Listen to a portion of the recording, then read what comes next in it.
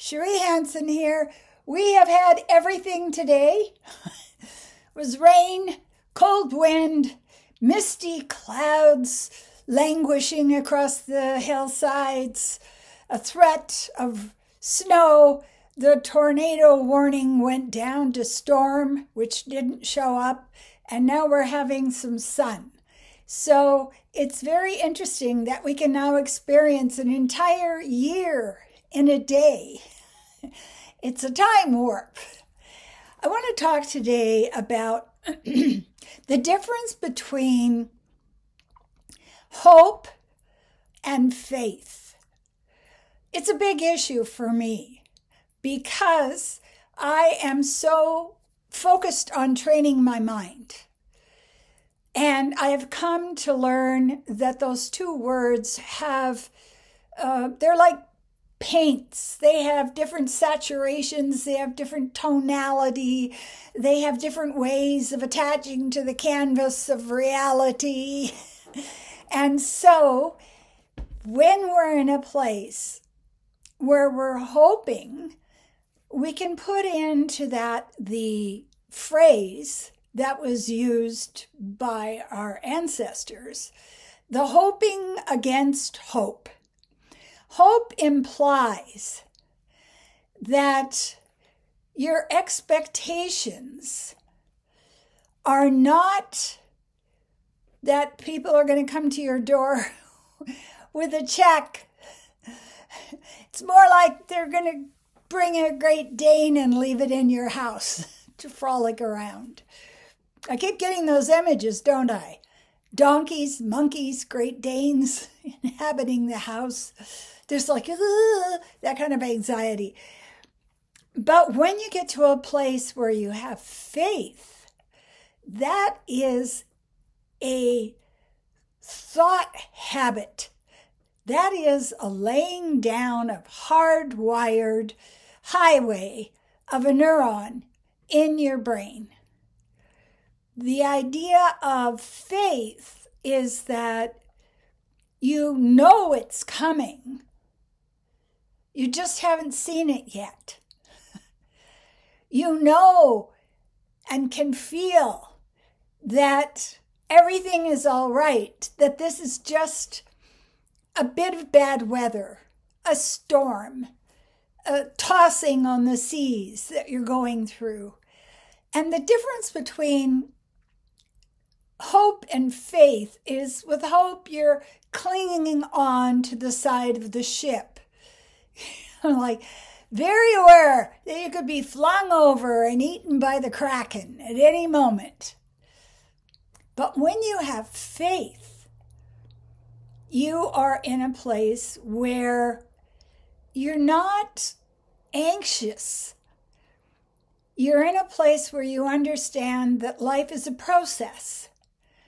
That what you're doing is you are repeating positive actions.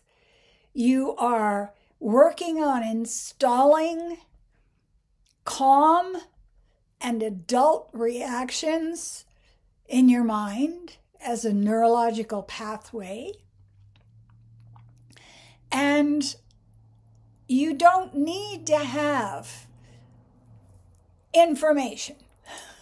That's what faith is. When I don't need to know when I am going to have the beneficence of the universe show up, but I absolutely know that it will show up. That leaves me in a much more expansive, relaxed, trusting energy. And what that does for me as a person, first of all, I'm not hurting my body. If we're in a place of fear, anxiety, scarcity, we are hurting our bodies. We are saying to our bodies, watch out. You know, if you go in the yard, you step on a nail. My mother used to say that about my going barefoot. She was sure I was going to come home with porcupines of nails in my feet. It never happened because I had faith in my ability to walk barefoot and have the ground accept me and help me and give me positive energy. So the number one problem with revving up and being in anxiety is we are sabotaging our bodies. The next problem is that we are not able to see when opportunities are in front of us. If you don't expect opportunities, you're not going to see them. If you don't expect things to improve, you won't see the opportunity to improve them. You will be blind to it. But the part of this that's so interesting is if you've trained your mind to anxiety, you will see every bad thing. You will see so clearly in virtual reality goggles. This is going to happen. This is horrible. These are bad things. They're so bad. And you talk about them and you pray to them and you lower your energy and your vibration to them in worship of them. And then they happen. Yes. But you were right. And being right is more important than trusting the universe. Right? Don't answer that. It's a trick question. So today I was really thinking about what if everything was already headed toward me and I didn't need to be in a place where I was hoping for it. It was already coming. It was already on its way. I was already in the flow. And we need to train our minds to get to that place of complete faith. Because our bodies will be healthier. You won't get sick. You will have better and more positive experiences in the world. You will be able to shine love out to other people. Nothing makes people feel better than if you show up as a lighthouse.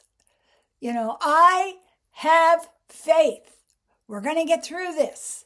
And not only are we going to get through this, but all of the things that happen to us are actually growing us. I keep coming back to my experience with a personal trainer. I am amazed at how 15 minutes with a personal trainer can leave me crippled for 2 days. I used to lift weights all the time. It's like, I'm lifting weights. But I wasn't really paying attention to what I was building. And I'm focused with my personal trainer. You need to be aligned. You need to be balanced. You need to be conscious of your body, of the relationship of the left side to the right side, of where your breath is. All of those things take training and focus. It's the same with life. Absolutely. Someone who's skilled at life knows what their ego is saying, knows what their body is telling them, and knows that spirit is there to help them through. And that is faith. Thank you so much to the people who are viewing, who are subscribing. Please subscribe, like right now. Nope, too late. No, you can subscribe anytime the itch needs scratching. Also, if you want a psychic reading, life coaching, I am an excellent mind habit trainer. I'm really good at it. I can help you. Just get a hold of me and we will set up a plan for you. And the last thing I always like to say when I'm doing these videos, because I mean it, thank you. I appreciate you. Faith, faith, baby.